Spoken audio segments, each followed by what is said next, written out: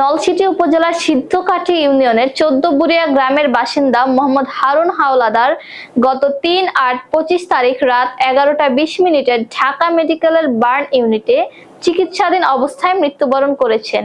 ইন্না লিল্লাহি ওয়া ইন্না ইলাইহি রাজিউন।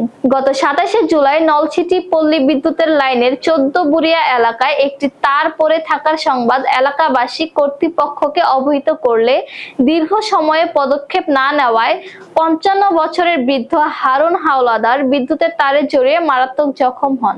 এলাকাবাসী তাকে উদ্ধার করে বরিশাল শেরে বাংলা মেডিকেলে নিয়ে গেলে তাকে ঢাকা মেডিকেলের বার্ন ইউনিটে রেফার করে। এর আগে মৃতের পরিবার এই প্রতিবেদককে জানিয়েছেন যে নলছিটি পল্লী বিদ্যুৎ কর্তৃপক্ষ হারুন হাওলাদারের চিকিৎসার খোঁজ নিচ্ছে না, খরচ বহনে গড়িমসি করছে। এই বৃদ্ধ হারুন হাওলাদারের মৃত্যুর দায় পল্লী বিদ্যুৎ কর্তৃপক্ষের, তাই মৃতের পরিবারকে যথাযথ ক্ষতিপূরণ দেওয়ার আহ্বান জানাচ্ছি।